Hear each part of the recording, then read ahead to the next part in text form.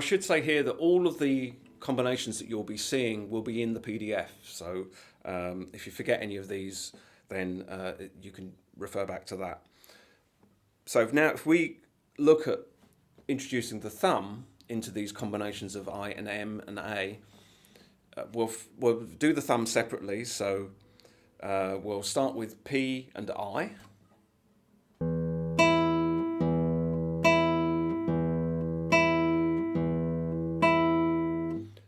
P and M.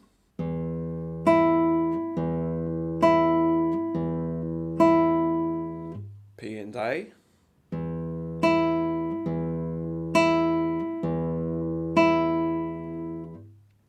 PIM.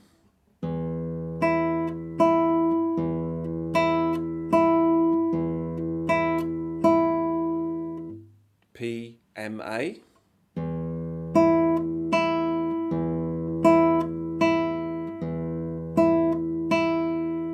PIA.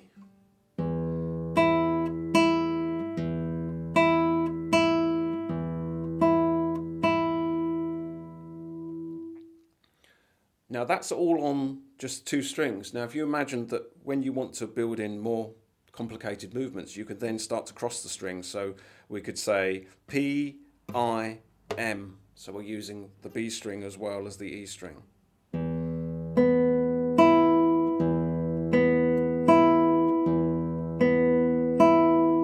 And then you can do the same P, M, A.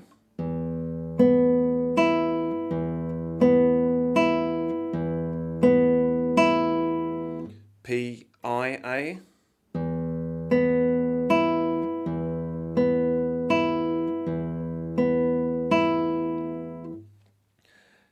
When you're using your fingers, you've noticed that I use the I or the M and then the A at the bottom.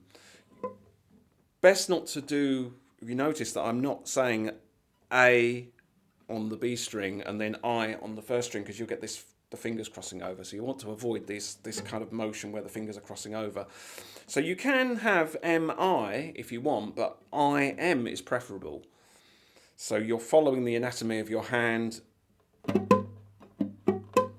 like I, M, A. So you always want to remember that if you can, you want to keep those fingers in that kind of order.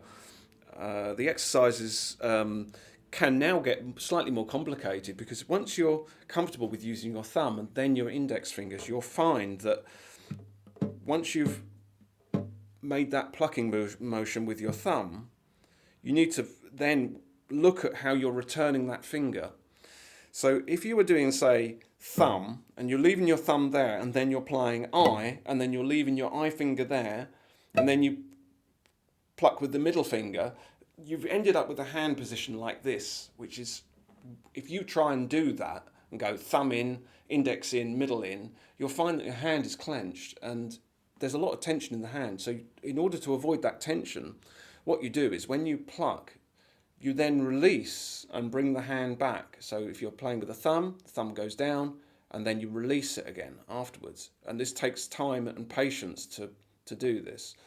Same with the index finger. So you've got your thumb in the ready position, you play with the I finger, and then once you've played with that I finger, you can release it, ready for when the middle finger plucks.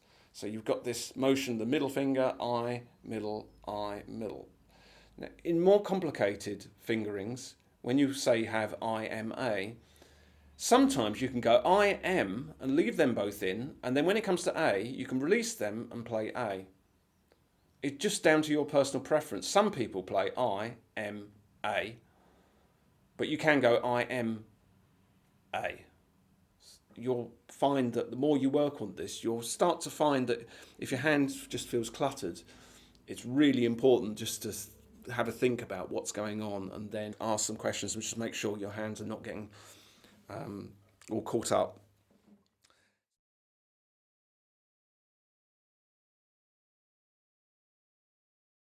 So now the next stage is to use P and I together. So you're going to be starting to learn to use the thumb and index fingers together. Now P and I are quite easy to play together. You're just thinking about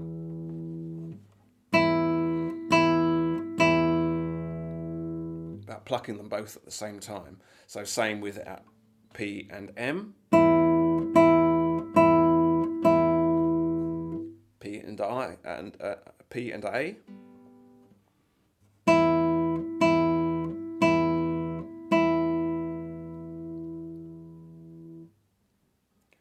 So now you can start to play exercises like P and I together, M on its own.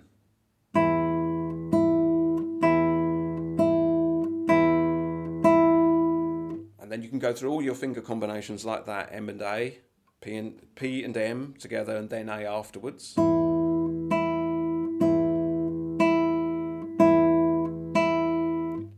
P and I with an A afterwards. And then you can introduce all the other variations like I on the second string and A on the first string, for instance. You can just go, or P and I with an M on its own. So you can go through all your combinations like that, and then the same on the G string. So I on the G string, P and I, and then go to M on the second string, say. Or go to A, and you can then choose where you play your A on the first string or second string.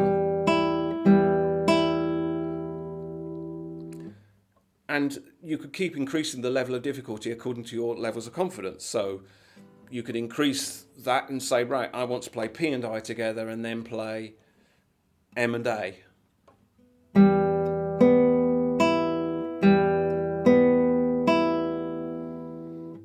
Or P and A, and then M and I.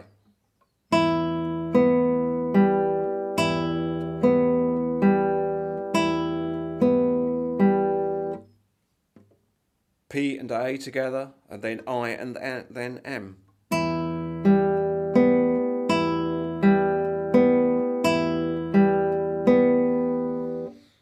So in the accompanying PDF, I will demonstrate all of these variations, and then you can just read your way through them and then just use those and incorporate those into your practice. So when it comes to playing full speed, you'll recognise that it does sound generally quite classical.